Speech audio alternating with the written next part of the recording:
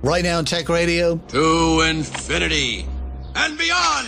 Hi, I'm Artemis. I am a computer-generated AI voice, and you're listening to Tech Radio. Every week online and on air with RT Radio, we bring you the very latest in tech. You're welcome to episode 1006, where this week we're talking about Bitcoin going to the moon, Doctor Who's Tardis is going to the moon, and even rideshare firm Lyft are going to the moon, albeit by accident. We'll also be chatting with Gillian Whelan from Emagine about when bank apps go bad. Let's go for it. From techcentral.ie, this is Tech Radio with Dusty Rhodes and Niall Kitson. I'm Dusty. Joining me as always is our editor-in-chief, Niall Kitson. Niall, a big week, and it's kind of all around the moon. Oh, come on. I mean, this is a greatest hits week for you already. I mean, it's 2024 is all downhill from here as far as you're concerned.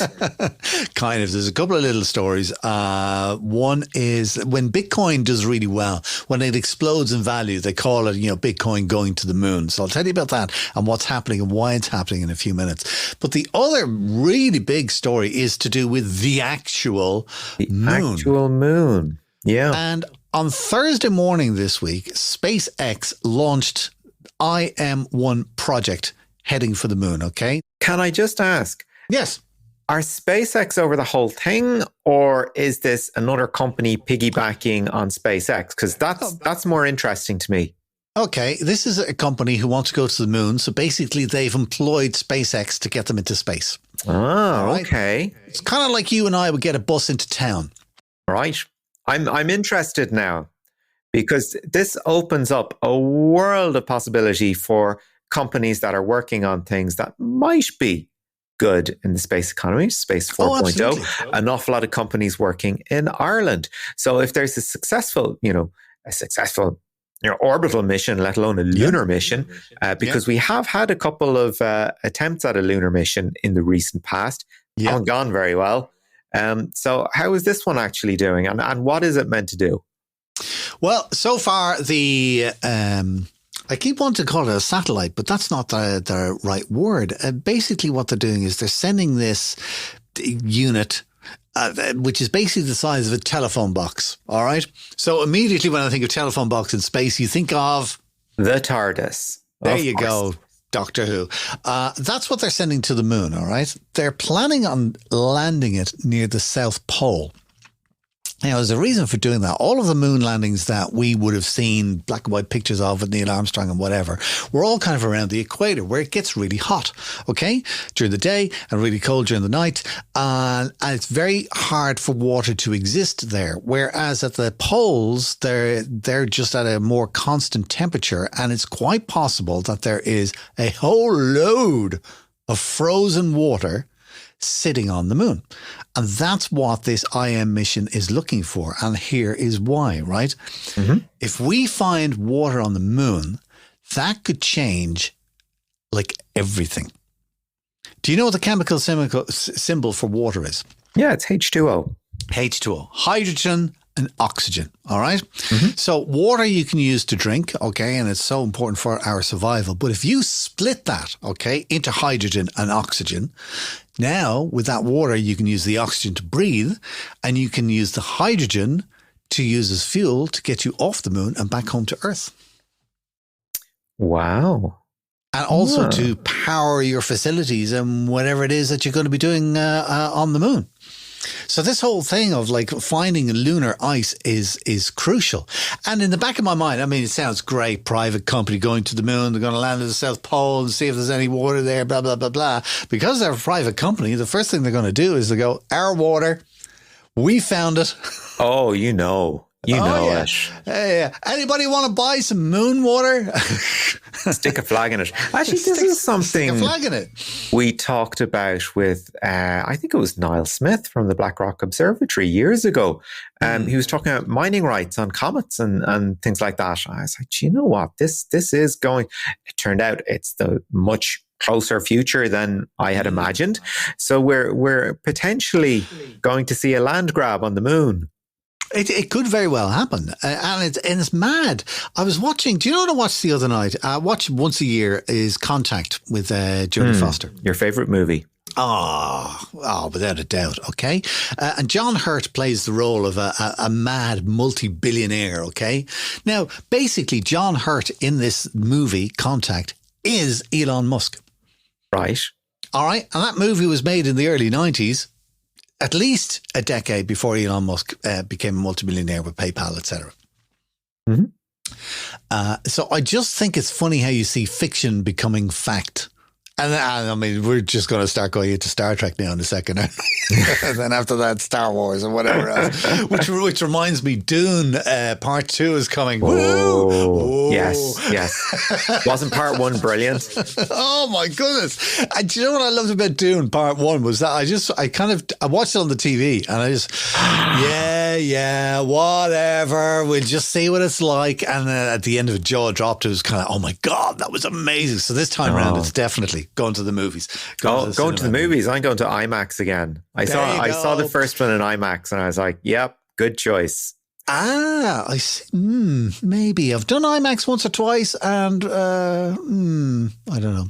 Anyways, listen, we're distracting ourselves from the news of the moon mission. Of the moon. So, Intuitive Machines, anyway, is the name of the company. That's why it's called IM-1. Is the mission? It's going to land on the moon. It's expected to land on the moon next Thursday. 22nd of February, I think. So keep that in your diary and keep an eye on the news. You'd probably be able to watch it live on YouTube because that's the world that we live in these days. It like lands instead of crashes, and or lands upside down or something like that, which is what the most recent one did. Like so and can actually send and receive signals and telemetry. Here we go. So that's the first thing is, are they going to make it? Are they going to land? Will it work? And then will they find water? If they find water, game changer. Utter game changer. The other moon story this week is Bitcoin. Now, I know that you have... Didn't you tell me when we started the podcast there back in 2006 or something like that you'd spent a tenner and bought a half dozen Bitcoins and you'll just see what happens with them? Did you keep them? Did you lose the code? I had a Pentium laptop. Bitcoin, just to kind of give you an example, this time last year, one Bitcoin was worth around 20,000 euro. Mm-hmm. About a week ago or 2 weeks ago, Bitcoin was worth 38,000 euro a coin. All right. And at the end of this week, it's sitting at just around 50,000 euro a coin. Yeah. So it's just gone up all of a sudden. Is anyone actually buying anything with this stuff, or is it just North Korean criminals? I'm so cynical. That was so mean. It may be cynical of you, but nobody is buying it because I believe 70% of Bitcoin is just sitting there. It's just people holding on to it.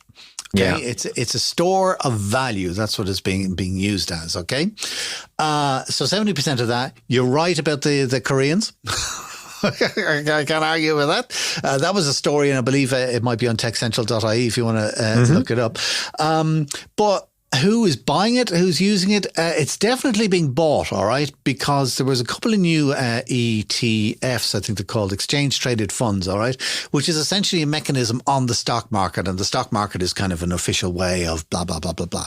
And they've just introduced 9 new ETFs on the stock market where you can go in and you can buy Bitcoin, or you can buy these funds that are interested in buying up various bits of coin and stuff like that. Okay, so is this kind of basically like a trading bubble or something like that? It is like a sandbox. Up until now, you see, if you are a huge pension fund or any kind of an institutional investor, if you wanted to invest in Bitcoin, you would have to do so directly. All right. Whereas they much prefer using these ETFs because an ETF will not necessarily be just one coin. It'll have Bitcoin, it'll have Serrano, it'll have blah, blah, blah, blah, have several things in there. So you're kind of hedging your bets, if you like. Right. You're not putting all of your money on one horse. You're putting it on a collection of horses, if you like. All right. And they like that. Also, the fact that it is working on the stock exchange means there's certain rules and regulations, and it's a way of buying it, and it's a bit more official. All right. And because of that, the institutional investors who've got billions and billions and billions are now rushing in to get themselves a little bit of that coin action.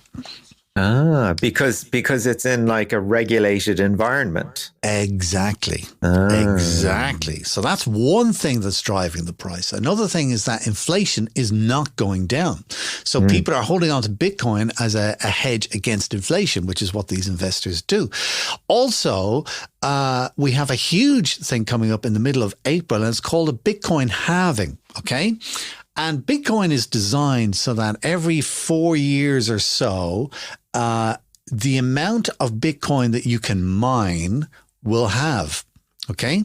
So at the moment, it's a maximum of 900 coins a day can be generated. However it is generated, look at it as digging gold out of the ground, right? You can take 900 tons of gold out of the ground at the moment, okay? It's 900 coins a day.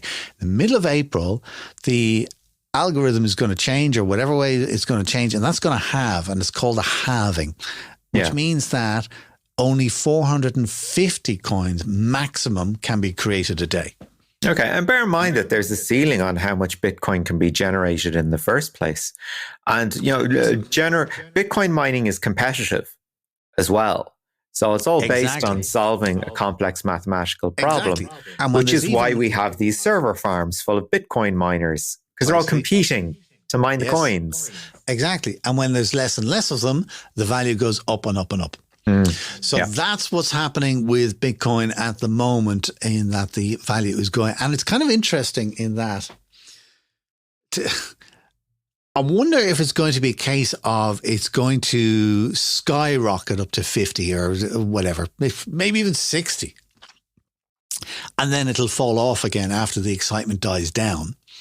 Or I've seen several articles of people who are being very bullish, and they're saying that Bitcoin in a number of years will be worth like $1 million per coin.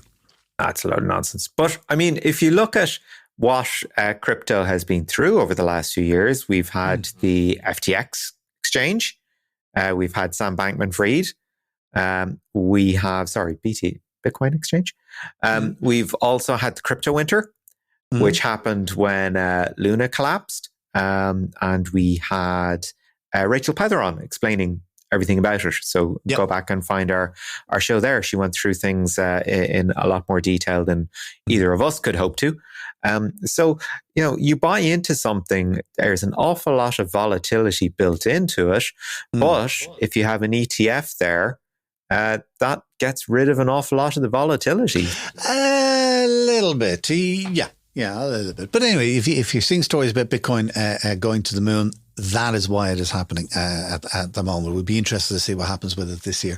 The other story, just kind of on finance, and it's a tech company, I suppose, because it's Lyft, it's the ride-sharing app and stuff like that.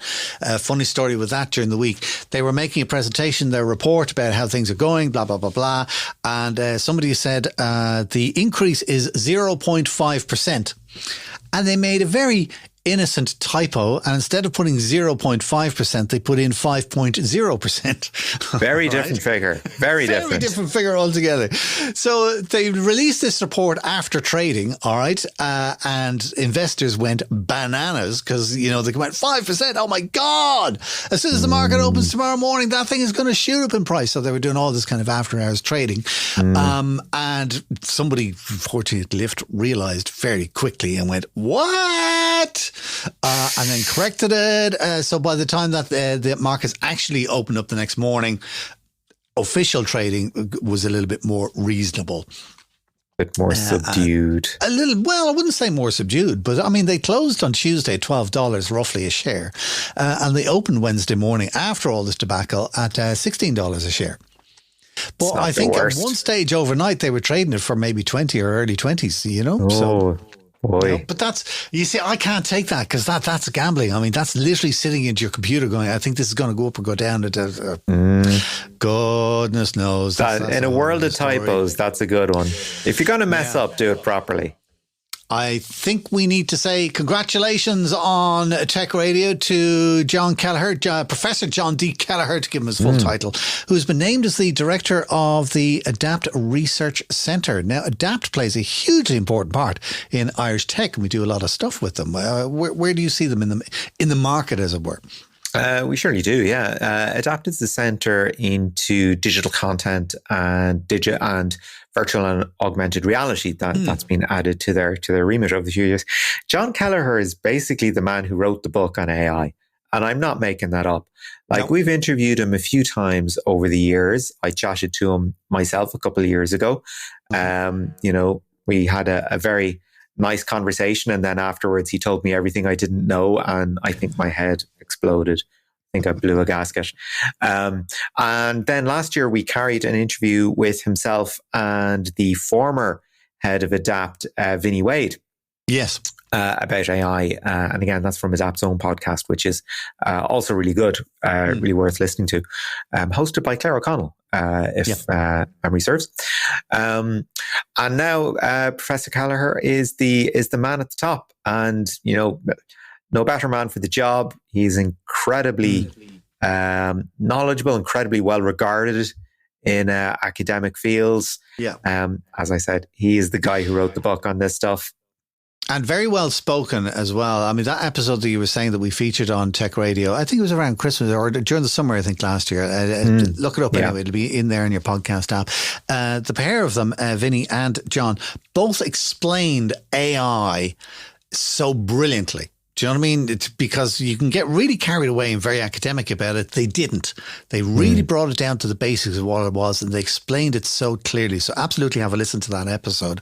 The Adapt Centre do play an enormous role in what's happening with AI in Ireland. If you want to find out what John is going to do with the Adapt Centre in his time and stuff like that, you can check out, they have a podcast which is on YouTube, Apple and Spotify as well. Just search for Adapt Radio, and they have an interview with him talking about the centre and making AI accessible to everybody, and also for future plans as well. Final news story for this week, and it's copyright. Another one of our favourite little things to look at, especially in this digital world where all kinds of things can go on. What kind of skullduggery has ChatGPT been accused of?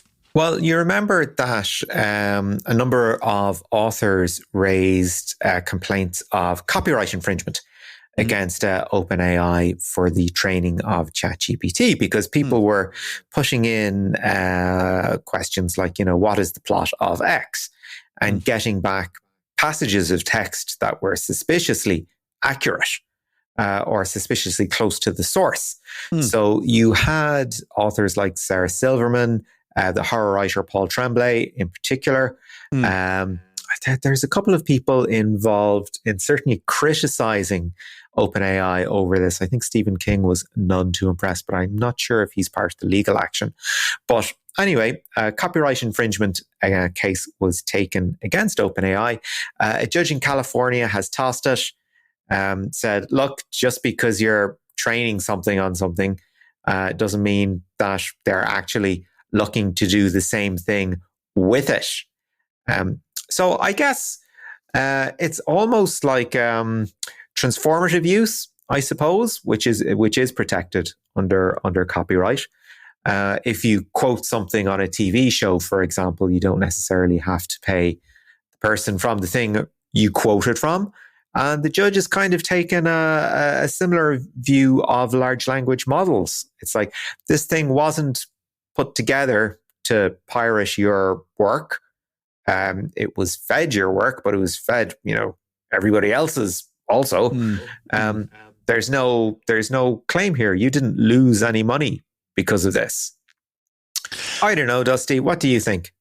It's a really interesting case. Now, I can understand why the judge would have thrown out unfair business practices or unjust enrichment and terms like that, because you're right. OpenAI are not reselling copyrighted work. They're not even making available large portions of that work. They are, as you say, if you quote something on a TV show when you want to talk about blah, blah, blah, blah, that's allowed. But what he has left in, and I think that they might go ahead with it, is that it is a copyright infringement, because OpenAI have said that they did use these and other books, millions of them, without permission to train its LLM. Do you think that was like saying the quiet part out loud? You see, Do you know what I thought of? I kind of went, yeah, what are they giving out about? Sure, we do this with kids all the time. Do you know what I mean? Read these books, soak in the information, and off you go and live your life. But the thing is, you've got to buy the books for the kids to learn on. Well, and that's OpenAI didn't buy the books to train its LLM, large language model on. Yeah. So, I don't know. I think OpenAI are definitely benefiting from being able to use all of these millions of sources, but could you really pick on one? Could you say that Sarah Silverman's book specifically made OpenAI, blah, blah, blah? I don't know. Interesting anyway. We keep an eye. I think they have, until next month or something like that too. Yeah, the actual copyright bit is still outstanding. But as you said, the business practices and the unjust enrichment suits have been tossed. So and this is a court in California, by the way, so it's not the last word on the matter by any stretch, but certainly shots fired. Excellent. All right. Well, listen, we leave the news at there for this week. As always, Niall, thanks for keeping us up to speed. From TechCentral.ie, this is the award-nominated Tech Radio from TechCentral.ie. 2024 is going to be a great year, and one where we think you should win an award in recognition of your contribution to the tech industry.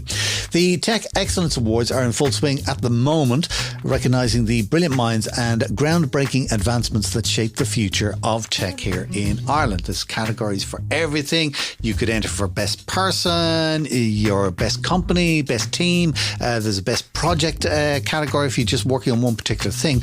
And because there's no cost to enter, free. Why not? Nominate yourself for an award or nominate someone that you think deserves an award. The closing date for entries is just after Easter, and there's a full-on black tie ceremony in May. That's the Tech Excellence Awards, with the full details on our front page of our website at techcentral.ie. And good luck. Banks and banking make up a massive part of our lives. From opening accounts in person to managing via an app online, we put an enormous amount of trust in their ability to do their job. However, when they don't, the results can be catastrophic, not just for your wealth, but also for your health. As always, EU lawmakers are on the case with the Digital Operational Resilience Act, or DORA for short. Gillian Whelan is Managing Director and Country Manager for Ireland IT consultancy Emagine. She spoke with Niall Kissinger in the week about DORA and how it works. Gillian, we're well used to EU regulations at this point. I mean, we've had GDPR hanging over our heads now for, more than 5 years at this stage. We've got the Digital Services Act and the Digital Markets Act starting to come into force, and we're appreciating what that's doing for us. We have the AI Act, which people are at least familiar with what it's about, if not the details. So tell us a little bit about the Digital Operational Resilience Act, and what does it actually mean to the average person on the street? Yeah, so I think the key words are actually in the Act. So digital operational resilience. And when we talk about operational resilience, what we're talking about is the ability for a financial institution to recover quickly from any incidents in relation to ICT, so information communication technology. So DORA is intended to be a legislative framework designed to enhance how banks' ICT processes and systems operate, so that if they encounter any significant issues, they can recover quickly, which will minimize the impact on the economy. But it's also intended to be prepared in advance and to actually identify what could go wrong and prevent those things from happening. I suppose you could look at it in a sense of this being GDPR's nerdier brother, really, in some respects. But it does go to that point of your data is there or your financial information is there. It's potentially at risk. So where did this development come from? Is it a renewed approach to look at infrastructure and hardware, bearing in mind that a lot of these institutions have been around for years and years and years? And in as much as they have very large IT budgets, they probably have a lot of dated or legacy infrastructure as well. Yeah, 100%. So for sure, Niall, DORA definitely is concerned with data protection, but that's only one element of it. So obviously, if there is an issue in a financial institution in relation to ICT, it can lead to a data breach. And absolutely, GDPR tries to protect consumers from the consequences of what might happen if their data gets into the wrong hands. But DORA is more far-reaching than that. So yes, making sure that we don't end up with data breaches as part of it, but it's also about ensuring that we don't end up with ICT failures that lead to bigger problems, which can have a huge impact on the economy, but also on individuals and on the average person on the street. So from the average person on the street, I guess, if you think about how important the banking system is to that person, it's important for our everyday lives in terms of processing payments, purchasing goods in the grocery store. If you're going to purchase a house, the money has to be transferred from one bank to another. If you're in a hospital, you have to pay medical bills. The government uses the banking system to pay out social welfare payments.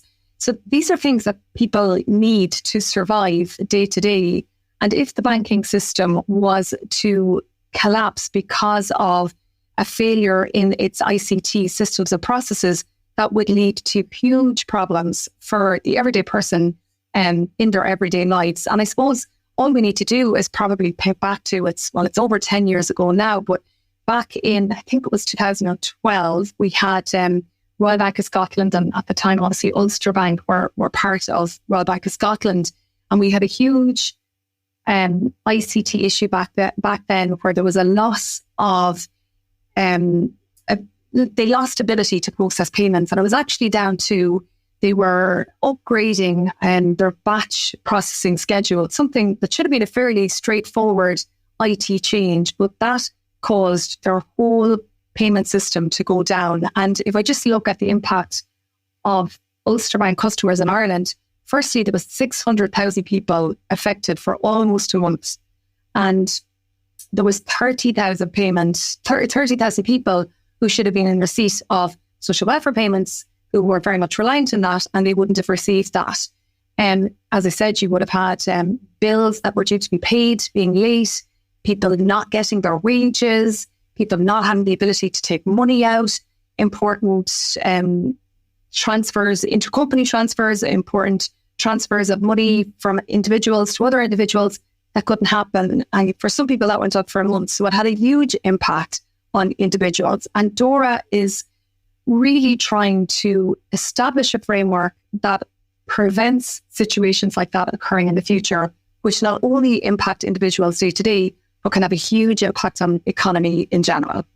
One imagines that, okay, if something on the scale of what you've just described there happens, it's unfortunate and it inconveniences people and it raises questions internally, but that's not enough to force law on its own. So what else have we seen happen that has made the EU sit up and go, do you know what? We've got a serious transparency issue here.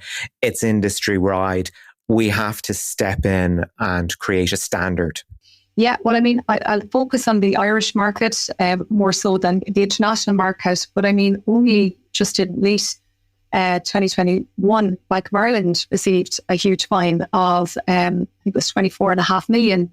And they were fined that because an investigation had determined that there was significant IT system challenges that had been left undealt with or maybe not dealt with appropriately over a very prolonged period. So from 2008 to 2019.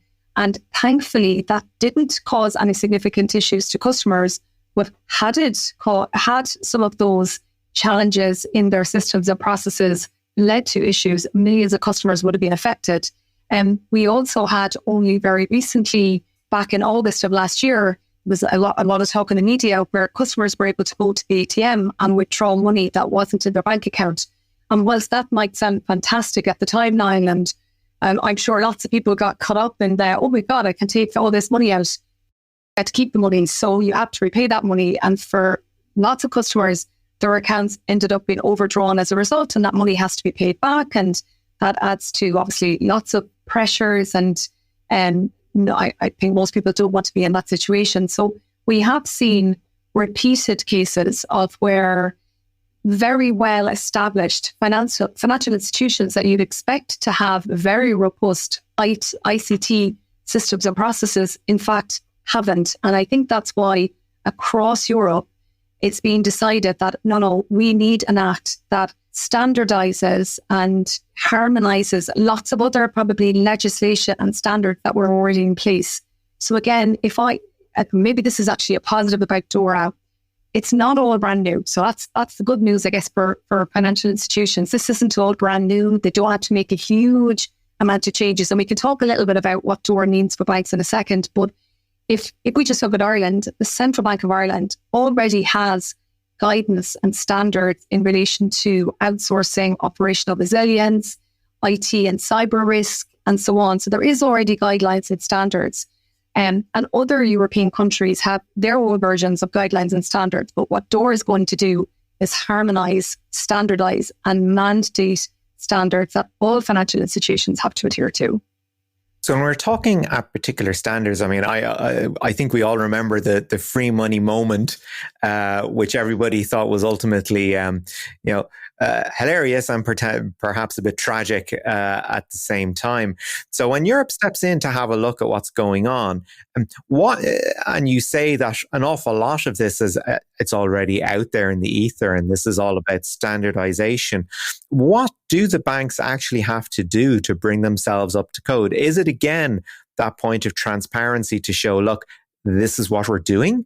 Or is it about Europe going, well, here's the baseline, here is, the minimum viable product for your infrastructure, and you have to adhere to it? I won't go into massive amount of technical detail, right? But I think the best way of explaining it, I suppose, is that there are, 4 streams to this. So the first stream is that banks have to be able to map and identify what are their critical ICT functions. So critical means that if that function failed, it would have a significant impact on the economy and on individuals. So a lot of financial institutions would probably believe, I already know what my critical processes are, but there's a need now to do a proper review and to document that, and to do that under the remit of criteria, standard criteria. So that's one thing that they have to do, but it won't be completely brand new. The second thing, I guess, that financial institutions have to do is they have to look at ICT risk management specifically. So they have to identify, they have to assess, and they have to mitigate risks that are associated with their critical functions. Okay, so that involves then stress testing, and it also involves contingency planning.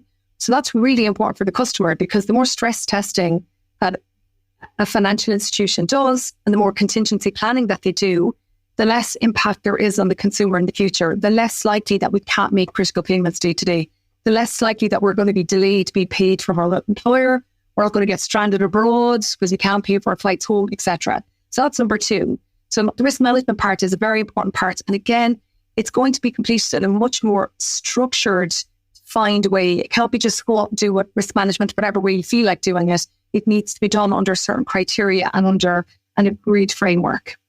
The third stream then of DORA is around third-party dependencies. And this one's really interesting, Niall, because this act doesn't just apply to the financial institutions in Europe. It applies to the third-party ICT service providers that they're using. So where you've got a dependency at a third party, the financial institution has to be able to assess and manage the risks that are associated with using that third-party service provider. So you could be using a service provider for data analytics purposes, for cloud, for storage, etc. And you now have to consider, is there any risk by utilizing that third-party company? They're in scope also. And then the fourth part, or the fourth stream of the Act, really relates to incident reporting and communication. And in my opinion, this is one of I really like this part of the Act because I think we'll benefit from this in Ireland, and we'll be able to share our knowledge, and other countries and financial institutions will benefit from what we see. So it's about establishing a very clear framework for how we report on incidents. And the idea here is there must be prompt and consistent reporting of any disruptions, of any potential cyber attacks, any potential incidents, with the ideas being other financial institutions across Europe can be protected, which in turn protects their customers. So the benefit for us then is if there's potential issues or issues that other financial institutions across Europe are dealing with, our financial institutions in Ireland will benefit from getting the information on those events. That issue of reporting is absolutely fascinating because when you think about it, what's to stop a bank from issuing a completely impenetrable paper full of legalese saying, well, the following happened, we didn't really do anything about it, but it just being completely nonsensical to somebody that isn't a solicitor. So that emphasis on clarity and reporting, I think is something really important, especially when you're dealing across borders. Yeah, 100%, Niall. And I suppose to prevent or to make sure that doesn't happen, so there's a number of European supervisory agencies that have come together and they're working on the technical standards to ensure that the relevant parties are compliant with the DORA Act. And one of the standards that they're working on is the specifics around how financial institutions will need to report to ensure that we don't end up in a situation where it's a very kind of generic blank template. And like you said, somebody could go in with very complicated, confusing legal wording that maybe doesn't serve any purpose or value to anybody else. So there's a consultation period has been ongoing actually since last year. It's been divided into two parts. The first part concluded, I think it was from June to September of last year. The second part of that started in December and it's due to conclude in March. And that is literally where there's a consultation process and technical standards that are very, very specific and of course in line with what the DORA regulation is intended to bring about will be introduced to make it very clear for everybody that's impacted by DORA how you actually comply. And I suppose, Niall, the reason why so the publication of the technical standards will make it easier for parties to ensure they are compliant. But the other reason why you can't just submit something, reports on something in a very confusing way is you will be in breach of the Act if you don't comply with technical standards. And that leaves you open to huge fines. So there's very significant sanctions if you're not in compliance with DORA. One of the things when that happens, when a piece of legislation or a standard comes in, is that there is this moment of the sky is falling, that, we have no idea the sort of the breadth of impact this is going to have on an industry, on individuals, on professional training, all the way across the board. DORA seems to be slightly more technically oriented. So how are IT professionals responding to it?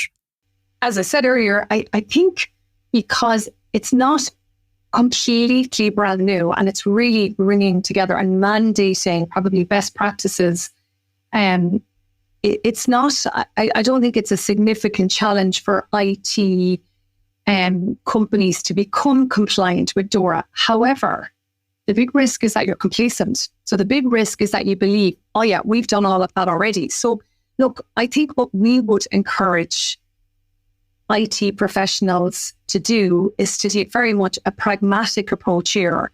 So probably to look at what is already in place and how can you leverage that to become fully compliant with DORA. So it's not about starting from scratch, but you definitely do need to go through a process of mapping your end-to-end processes, including your third parties, prioritizing where you might have gaps, planning how you're going to become compliant, obviously delivering on whatever remediation actions need to be taken and embedding those changes before the legislation fully comes into effect. And the thing is, we're talking about DORA since 2020, so it's not new. So DORA was first mentioned in September 2020. I think that's when it was first proposed. And then the Act itself was published in December 2022. And obviously then financial institutions have to be fully compliant from January of 2025. So we still have a bit of time to help businesses become fully compliant. So it's not all doom and gloom, but what would be doom and gloom is if a financial institution was to be complacent and to believe, because of the fact they have high standards or they're adhering to other legislation requirements, that they're already in compliance with DORA, because they may not be. And particularly the additional scope of evaluating the risk the third party ICT providers that you might be using pose to your critical processes. That is potentially one area I would feel that maybe a lot of financial institutions have maybe not spent as much time looking at. You've touched upon there on the price of non-compliance. So with GDPR, we're used to, I think it's 4% of the global turnover. How does DORA compare? Well, it's going to sell at better value than the 4% for GDPR. So if an entity is found to be in violation of the Act, they can face fines of up to 2% of their annual turnover. But really, the fine is very much going to be dependent on two things. So how severe the violation of the Act was, and very importantly, how cooperative the financial entity was with the relevant authorities. But for sure, financial institutions are looking at fines of up to 2% of their global annual turnover. And then if you look at the third-party ICT providers, they can be fined as well, Niall. So it's not just the financial institution. So the third-party ICT provider is absolutely in scope here, and they too can be fined. So they, if they violate the Act, so the ESA are monitoring their compliance with the Act. So they're exposed to fines of up to 5 million. And again, it depends on the severity of the violation and their cooperation or not with the relevant ESA authority. Yeah, and just to have a look again at that point of third parties, I mean, usually when there's a massive data breach, it's almost an apology. It's almost sort of, well, we were using somebody else and their systems weren't great. What were we to do? To see that sort of come under a regulatory umbrella that actually, no, you are responsible for the third parties you deal with, that seems to be quite a step forward as well. It is, and I think it's the right step forward. I mean, it should be, that is the way it should be. Like if whoever I choose to bank with, whether it's for day-to-day banking, whether it's for investments, etc., that's who I'm engaging in the contract with. I expect them to be fully responsible for looking after and delivering upon the processes and the commitments that they've made to me. So I think that's a really positive step in the right direction, and it removes the likelihood of, exactly as you've said, one entity blaming another. They're now both on the hook, but ultimately the financial institution has got primary responsibility here. They have to make sure that that assessment of their third parties, that actually happens, and the third party is on the hook as well. Just lastly, with GDPR, the average person can make a complaint and say, my data has been held on to far too long. There's no reason for it to be held on to at all. It hasn't been destroyed. Who actually goes forward and makes a complaint under DORA, especially when it's something that, on the face of things, I mean, an institution might be like a duck. Things look, very normal up top, whereas below that waterline, there's an awful lot of activity going on. Yeah, well, I mean, the stream that I mentioned, that's the ICT incident reporting and communication stream that I mentioned under the DORA Act, puts a lot of the responsibility actually on the financial institution to report themselves. And by not reporting themselves is a further breach. And again, that would probably be perceived as a lack of cooperation. So it isn't, I mean, the incident reporting isn't just about communicating after the fact. So the risk management element requires you to evaluate early on, are you exposed to any risks, and report on same and act accordingly. So really, a lot of the onus is absolutely on the financial institution to self-report on themselves. And of course, then if something happens and there is a breach, customers, of course, become aware, and then they can, there'll be no issue there in terms of the relevant authority being aware of that. It gets a huge amount of focus, obviously, when the consumer ends up being affected. That was Gillian Whelan, MD and Country Manager for Ireland with Emagine, who you can find at emagine-consulting.ie. That link, of course, in the show notes on your podcast app right now. This is Tech Radio with Dusty Rhodes and Niall Kitson. That's it for our show this week. Do check out some of the other stories online on the website that we didn't have time to chat about in the podcast today, including OpenAI CEO Sam Altman looking for trillions of dollars to reinvent semiconductor manufacturing, why 2023 was a record year for ransomware, and more on the 2024 Tech Excellence Awards, which have opened for entries. You'll find all of those and more online at techcentral.ie. We're back again next Friday with a brand new show online and, of course, with RTE Radio 1 Extra. Do remember to share our podcast with a friend. Tell them to look up Tech Radio Ireland on Apple, Spotify, or now on YouTube as well. Until next time, from myself, Dusty, and from Niall Kitson, thanks so much for listening. Take care. Remember, you can get the latest Irish tech news with hourly updates, daily newsletters, and more at our website, techcentral.ie. Share the knowledge and invite a friend to listen. Search Apple, Spotify, or YouTube for Tech Radio Ireland, or listen with RTE Radio 1 Extra. Tech Radio is produced by dustpod.io for techcentral.ie. From me, Artemis, live long and prosper.